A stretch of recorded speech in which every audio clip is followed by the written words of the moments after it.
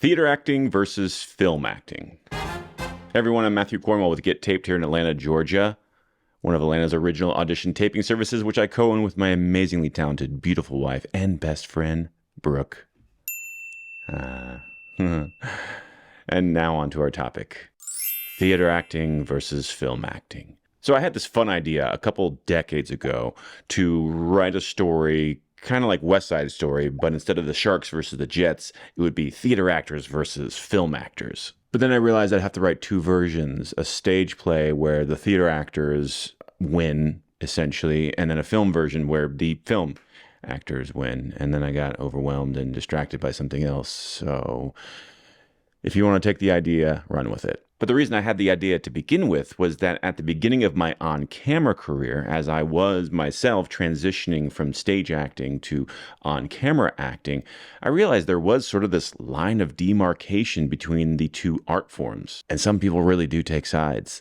One thing is for certain, if you're making the transition from one side to the other, you have to be conscious of the differences between the two art forms. And what I'm really interested in for this video is, how does your craft change, if at all? Oh, and I'll end the video with a conundrum of sorts, which is when you get a self-tape request for a stage play. How do you handle that? So let's keep this discussion simple, at least in concept. We could go over all the nuances between film acting and theater acting, but what it really boils down to is your frame. That's it. What is your frame? In the film world, that's a pretty obvious question because it's terminology we use every day on set. Hey, what's my frame? Are we doing a cowboy? It's like a medium close-up. We're doing a close-up, an extreme close-up. But we can extend this terminology to the theater, at least for our purposes today. And so in theater, by using the word frame, essentially what I'm talking about is the field of vision for that audience member. How much visual space are they focusing on at one time? For our purposes, let's ignore the distractions that might come from audience members or anything that is off the stage. For instance, if you're on a large proscenium stage in a theater that seats 1,000 patrons, well, then the frame could be upwards of 60 feet wide. Contrast that with a tiny black box theater that might only have room for 40 people.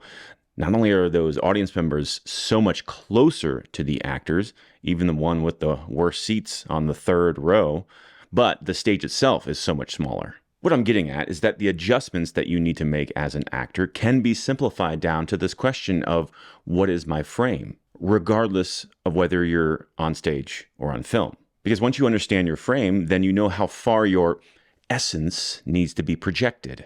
In that 1,000-seat theater, for instance, especially for those audience members up in the balcony, the actor needs to not just feel the emotional content, but they need to ooze and radiate that head to toe for those people in the back to have any context to what is happening with your character. They won't see the eye twitch or the curl of the lip. Therefore, the actor must be in tune with the entire instrument so as to use all of it in the building and expressing of a character, so that person in the back row will see what you're doing. On the extreme other end of the spectrum is the close-up in film.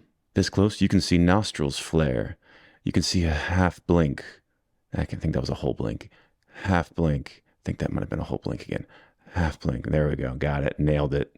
Heck, you can see pupils dilate. So when you're in that close-up, you have to internalize all of that emotional content. Because if you make the slightest movement, it fills the frame. It's the only thing the audience can see, so it better be in support of the character. Otherwise, if it's too much, it might overwhelm the audience. Now, if you're a theater actor who's taken some on-camera classes, one danger is that you might have a teacher who has been yelling at you to do less, stand still, stop moving so much. And so now you're just frozen on your mark and you look ridiculously stiff. And yet you still might be overcompensating with your voice or your eyebrows or something else, and it can just be a lot of confusion. It takes time and a lot of reps to get to the point where you intuitively know how to adjust your technique to fill the frame. So actors, regardless of the medium, theater or film, just think about how you're going to fill the frame. On a big stage, you will have to do more to fill that frame, which incidentally is why blocking is so important in theater. The audience has all of this visual space to occupy them and to distract them.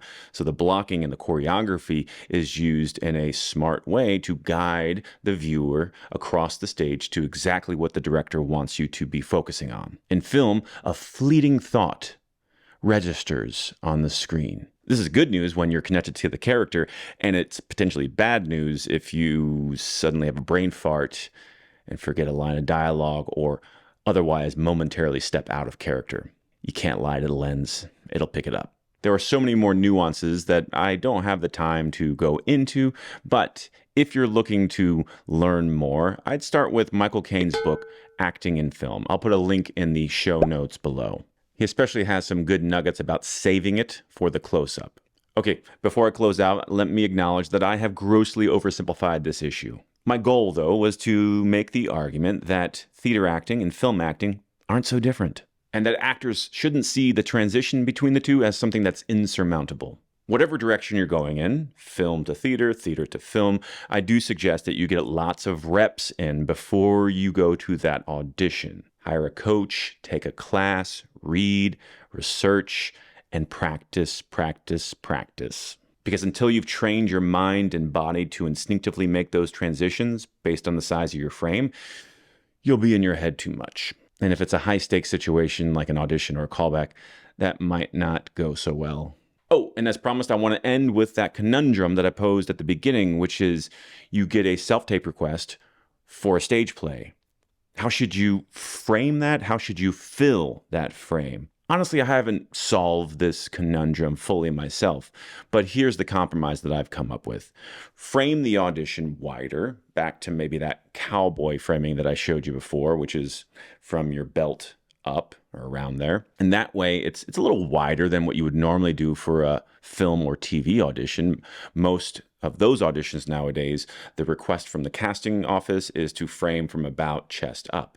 So frame wider for this stage audition. That allows you to show some physicality and fill that frame appropriately.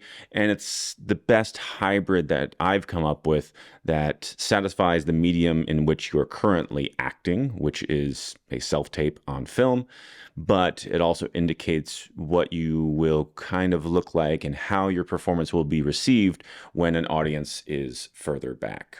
Okay, so what are your thoughts on the topic? Both the thoughts of a stage audition that is a self-tape request, but the overall topic of film acting versus theater acting. Are you a shark or a jet? Drop a comment below. That's it for now. Thanks for watching, and we'll see you on set when these strikes are over.